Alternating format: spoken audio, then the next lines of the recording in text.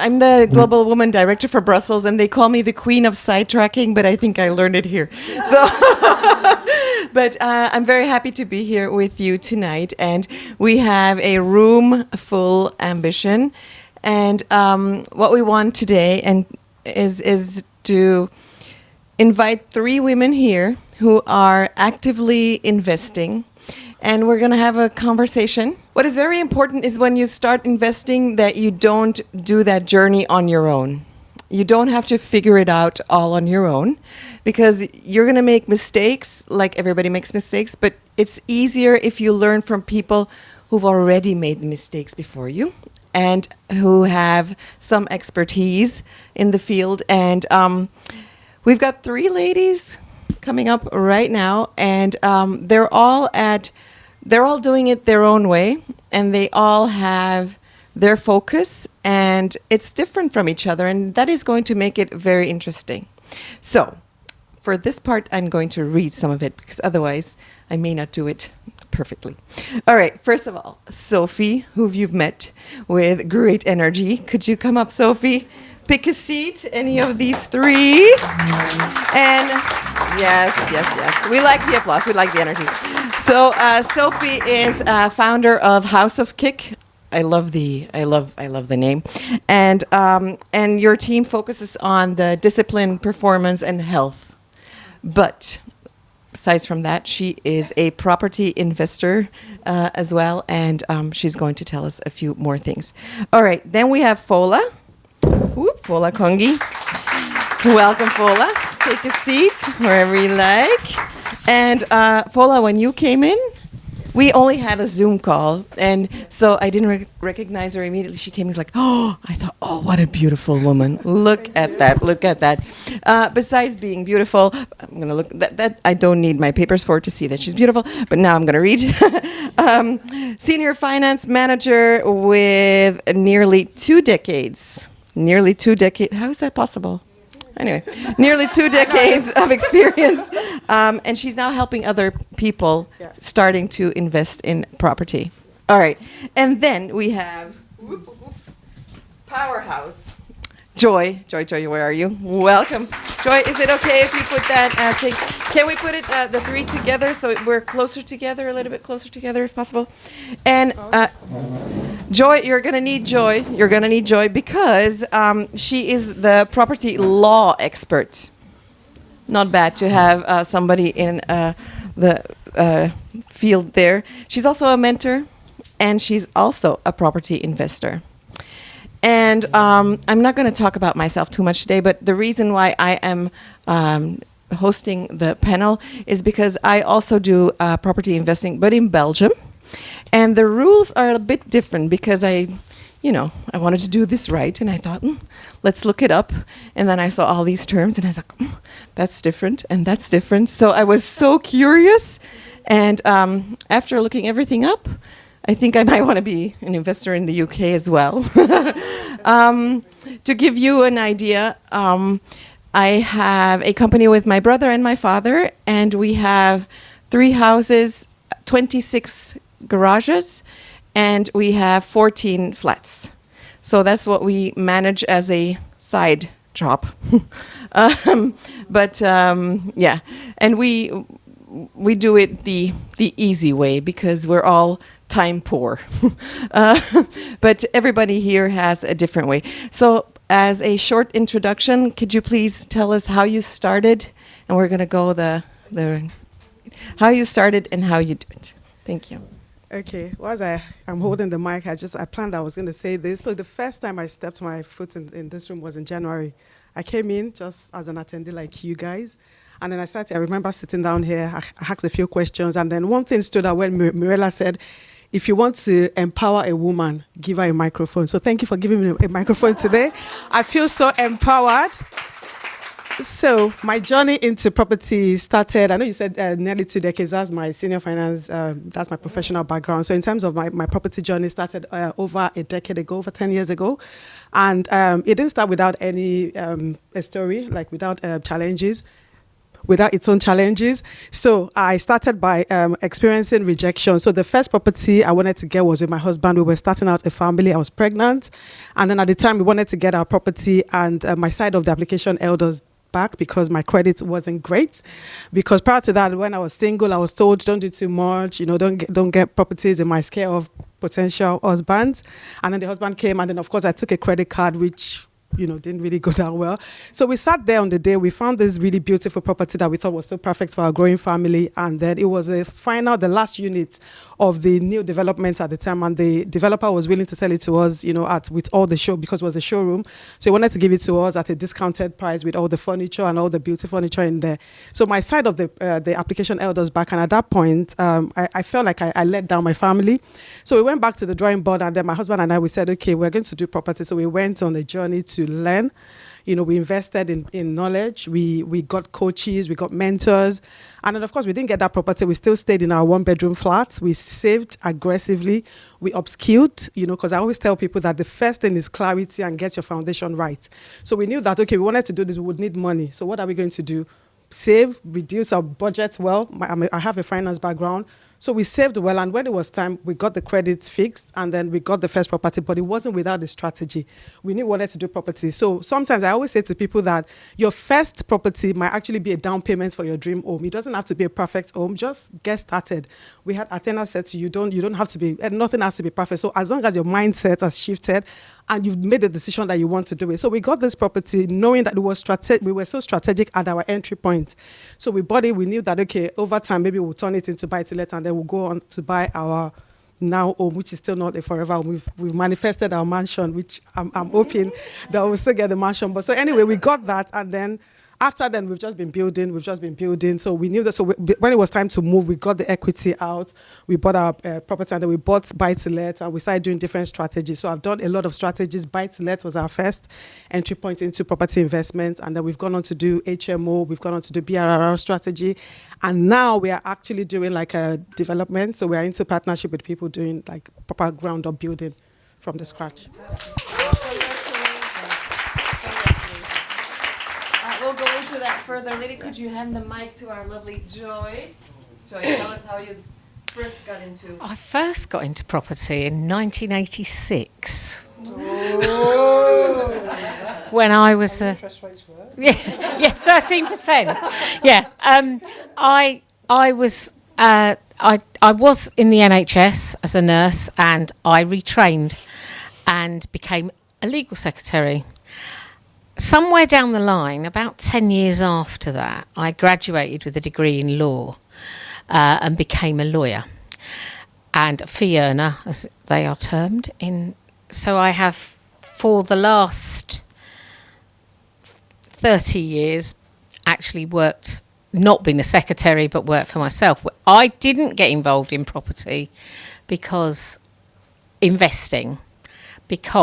I thought I'd do it all day. I really don't want to do it. And my husband was very keen to do it. And he bought our first investment property in 2008. And it became very apparent he was no good at it. So I had to get involved. Because what his strengths are is finding great deals and closing the deal. But then it's my job. Once he's done that bit, he's off. So I then had to get involved. And so we started to move forward then. And I'd watched clients get rich over the years with their doing BRRs and doing all sorts of things. And I just thought, I can't be arsed. And then we did. And we got some education as well with a large company. And it rolled from there, and we have, I was trying to count a minute ago, we have 13 properties now. We have sold some. We had a property in the course of being refurbished during lockdown, and we had to sell it because it no longer worked once the building materials had gone up, so we had to get rid of it. That said, I really enjoy it. I worked for one of the bigger companies in property training and did 5 or 6 years mentoring with them. I've been mentoring myself because I could see a gap. People do the 2-day courses or they do the big courses, and they just need somebody to hold their hands and give them confidence. So I do deal strategy sessions and help people get as far as they want to get. But I really help them make sure that deal stacks before you end up stuck with a property. Joy, you dropped an amazing number on our call last week. How many deeds did you sign last year? So last year I did 180 completions professionally. Talk about experience. So I only act for property investors in my legal practice. I occasionally get attached to people with emotions because somebody asked me to do one for a favour, and they're chains and they're awful, but I act for property. I act for one of the biggest HMO trainers in the country. I act for numerous trainers. I can go through property companies and go, I act for him, I act for him, I act for him, I act for him. And Athena was right. They're mostly blokes. They are really mostly blokes, and we in this room need to show them that we can do it, because, from my opinion, they wing it. Fantastic. Thank you. And then we have an amazing story on how that SOFS started. Very interesting. Yeah, so when I was 18, which was a very long time ago, I knew that I wanted to buy my first property. And I sort of didn't know how, and I didn't know what to do. And then suddenly my grandma died. She passed away. And my mum had died 2 years before that. And so she passed away and left me and my brother a little bit of money. So I thought, she wouldn't release that money till we were 25. So I wouldn't go and spend it on naughty things. And then when I was 20, which is very wise of her because I would have done. When I was 20, I got a job in London, in Marylebone, working for a real estate company. And I was hired as the fitness manager of a private health club within a very wealthy real estate company. And in that company, I learned from my boss how to buy and sell property, because it was a property management company. And so my chairman was the investor, my boss was the finder, and they had a power team of builders and electricians, and then they would just go out, had relationships with the estate agents all around London, Winkworths, Foxtons, all the names that we know from back in the day. And I was the little learner, and I just literally learned from them what to do, how to deal with the estate agents, going to buy them. My chairman was the money, so he was the investor. They had the relationship, there was trust. And I would go along with my boss, looking at all these posh flats and houses in St John's Wood, Maida Vale, Baker Street, and I just watched how they did it. I thought, I love that. So I learned the skills from the ground just by being there. I was very, very fortunate. And then at 25, I bought my first property, so that was 1997, in Crouch End in London. And I rented the room out to my best friend. I was like, this is great, because he's paying my mortgage. This is fantastic. So it's a bit like what Anthony was talking about earlier. And I made a lot of money on that. Then I bought another one in Crouch End and renovated both of them and made a lot of money on that. I thought, this is quite nice.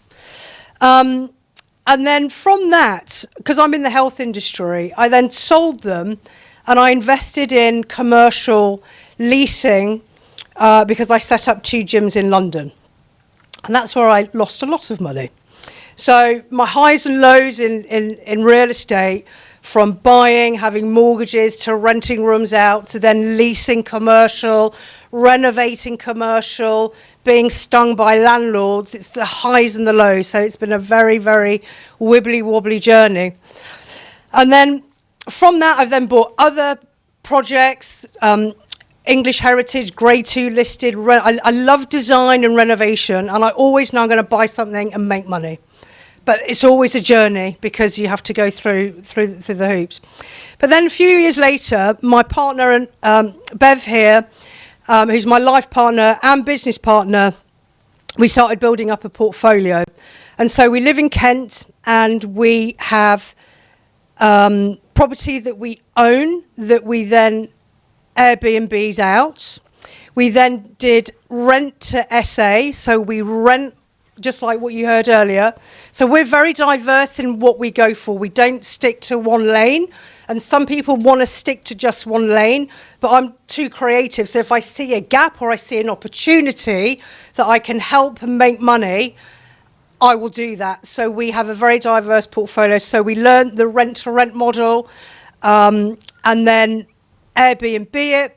We rent out to contractors.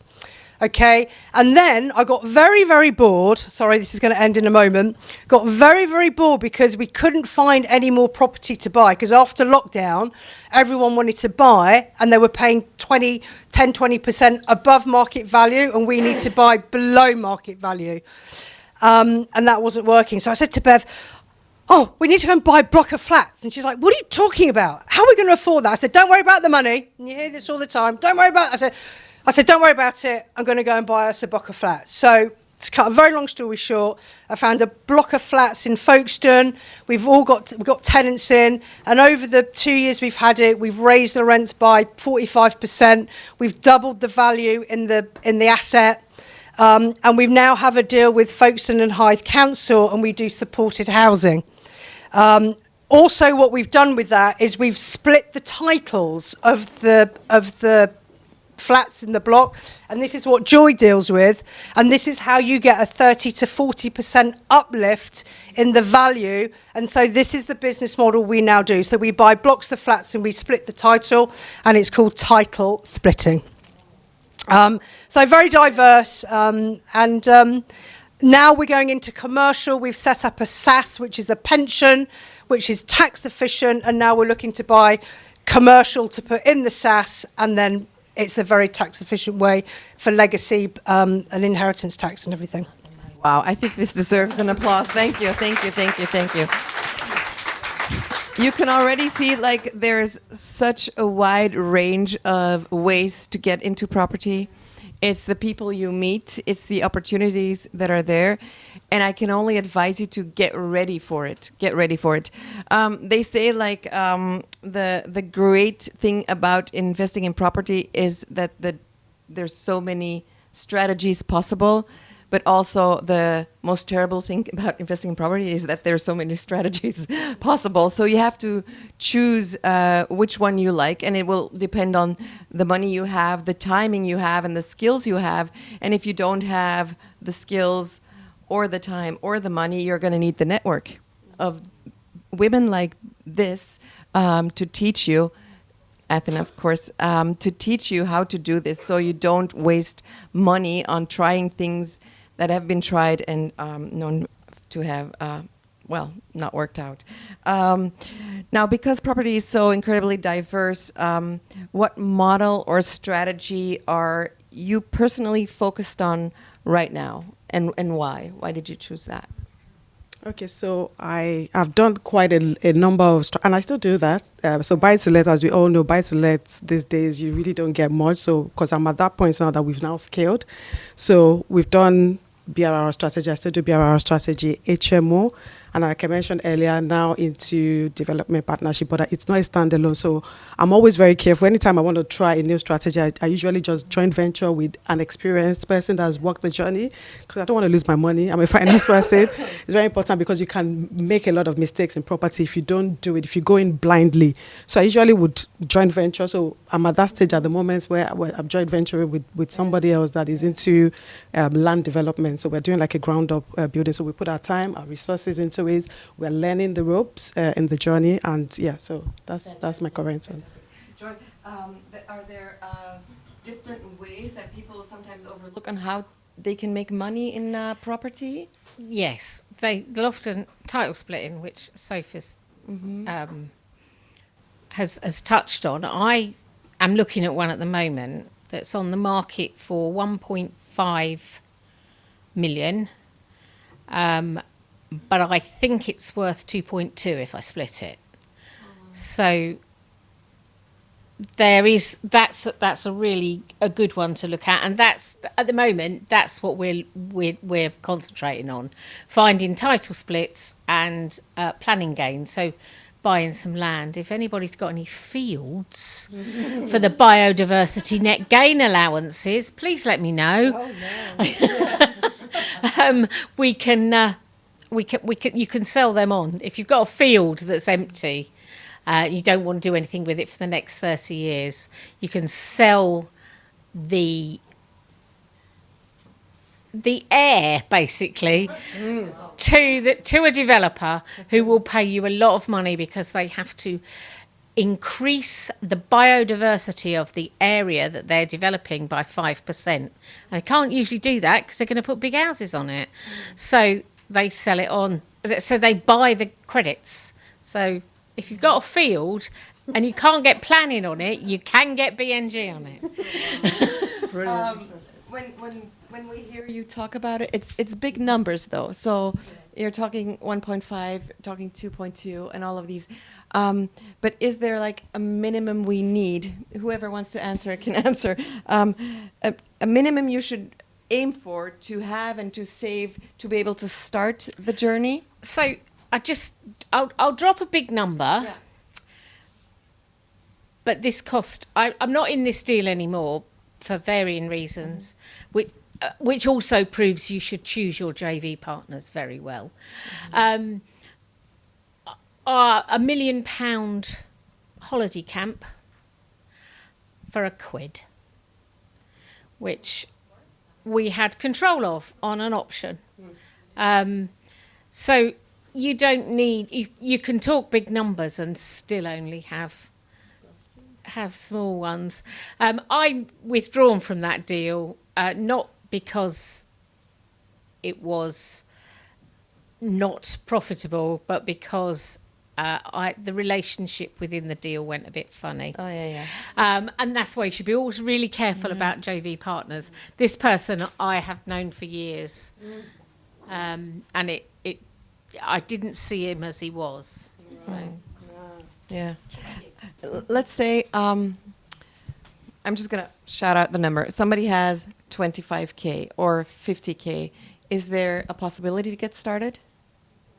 Or is that too low? No, there is, because if you got £25,000, you can go and buy somewhere a unit or a property for £100,000 up north, where they're a lot cheaper, and that's your 25% deposit, and you get your 75% loan. It's called loan to value, LTV, loan to value from the bank. Because when you do a buy-to-let, you put the 25 in. When you do a residential, you put a 5 or a 10 in percentage in the UK. And then the bank normally gives you the 75%, but that's normally paid for then by the tenant. And sometimes you're buying property that's already tenanted, and so it's a very quick transaction. So yes, if anyone's got 25 grand, you can go and buy anything up to £100,000. Okay, wow. I think it's nice to know those numbers as well. Yeah, it is. Because you can make a saving plan to get to that 25, and then make sure that you have something ready. Yeah. And when an opportunity arises. Yeah. And there are so many properties up north and in the Midlands that are £60,000 above, so you don't have to. It's not about the millions. It's about what is the percentage return on investment, ROI, you're going to get on that unit, because then that fills your portfolio, and then you can get more leverage. Yeah, and the more equity you Correct. build, the more you can get. Yeah. I don't know if you have that. Do you know Center Parks? Do you have that here? Okay. So we have these holiday homes in these parks, and they are also for sale. Oh. And you don't have to do anything else because the whole marketing is already done, and they make sure it's full 48 weeks a year, and you get the other 4 to enjoy your own property. But it's a really low bar to get into this. And I know families who've bought one and then bought two and then bought three, because every time it was a low, and they get a lot back, and it's really managed really well. It's really well. So I'm sure there are deals like this everywhere, and I think it's just with like the stock market, you have to get your feet wet. Just try, and do that. So so it's interesting that we learn, like, with these numbers like 25K, you can also start. Yeah, sure. Add something. Yeah. Just wanted to add as well that even if they don't have, because not everybody has 25K, let's be realistic. So I think they've talked about rent to rent. That might be an easy entry point. You know, rent to rent, where you only need $3,000, $4,000 to just set it up, and then, you know, just make sure that you get it right, get all the compliance and everything in place, do it right with the landlord, and you can control assets by, you know, not having 25K. You go 4K, 5K. Thank you. All right. So we've got flipping the houses. We've got buy to rent, buy to sell. We've got all these different things. How do you choose what's right for you? How do you choose what's right for you? Yeah. Yeah, I mean, you've heard so many different options that you can get into property, but what you have to do is look at your own financial situation and do what works for you. So the lowest entry point to go in, which isn't using a lot of upfront cash flow, is this rent-to-rent business model, where we have a rent-to-rent portfolio. We rent off the landlord, so we don't own it. We control it because we have permission from the owner through a contract that's legally binding, that they allow us permission to then rent it out either to Airbnb, or you can rent it out to another tenant because you've tarted it up, and then you're charging an extra £500-700 a month more. That's your profit. We've got contractors in ours, so we get a very good uplift for 7 months, and then we recontract them out. That's a low entry point. Or you do this lease option, which is you buy a property for £1, which sounds really bizarre, but Joy probably does these contracts. So for example, if Joy had a property that's distressed and she was stressing out and she couldn't pay the mortgage or whatever, she's had some problems, I'll come along and I'll go, I want to buy your house for £200,000, but I want to pay you that £200,000 in 2 years' time. And she'll go, yeah, okay. Now, I'm going to buy it for £1 on this contract called a lease option. And then in 2 years' time, I give her the £200,000, but the market's now gone up. And now the property's worth £300,000. So in 2 years' time, I'm giving her £200,000, but I've made a £100,000 profit. So I'm only buying it for £100,000. Fantastic. I have a question. Sure. So why somebody should buy, why somebody should sell a house now to you for 200 and wait that you pay 200? Can we record this? Yeah. So why somebody should sell to you or to whoever else a house for 200 and you pay back in 2 years, for example. In 2 years, that property the value might be 250. What do you give in the meantime to this person? Why should sell to you? Maybe she can find somebody else in these 2 years. One, usually because the person when Sophie's taken this rotten, horrible place off me, which I'm fed up with, and she's put it, and she's put it right, and she's paid my mortgage for the last 2 years. All the bills. All the bills, and I haven't had to worry about it. I'm not laying in, and take it from me, I've got a house that's been problematic at the moment. I've had a text tonight telling me I need to spend another 400 quid. So ultimately, it is what it is. You know, if they can get rid of it, and there are people who are so desperate.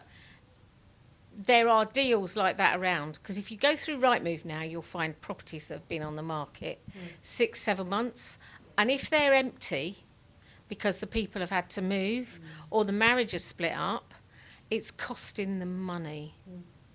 And you can just help by that, and they don't have to worry about it anymore. But do you think it? All right. What we wanted to do to end the panel is to give the mic to each of these ladies and ask for one final statement or one final tip. Or so we're gonna go and but please afterwards ask us questions. I'm just gonna go for the first. All right. So I think I'll leave you with this, that property can be a very powerful wealth building tool if you do it right. So start with the foundation, the why. Like Athena said earlier, why do you want to do this? So once you know the why, and I think I'll link it back to your last question about how do you choose your strategy. So your why will then drive the sort of strategy, your risk appetite. You understand your risk appetite, your savings, and then that will then drive the kind of strategy you want to do. So for example, for me, when I was in my childbearing stage, when I was still having my kids, simple buy-to-let worked for me because I couldn't deal with builders. I didn't have the experience. I didn't have the power team. So it depends on your situation and it depends on your strategy and what you want to get out of it. So start with the why. Know your why first and then walk back or reverse engineer from there. And then, yeah, that will drive you. It will drive a lot of. Fantastic. Thank you. Joy. Do it now. The Chinese thing is, you know, the Chinese proverb is, when was the best time to plant a tree? 20 years ago. When's the next best time? Now. And ultimately, there's going to be some really good deals around in the next 12 months. And the final piece of advice is get education. Hire a mentor, be with a group, be with a coach. And if you got the dosh, go and find somebody to invest with, JV with, who has got the knowledge. All right. Thank you so much. I think this really showed what you need. Everybody has their own path, and you need somebody to help you on that path to make this a very profitable way to go through life. So thank you all three to be here and share your story. Thank you.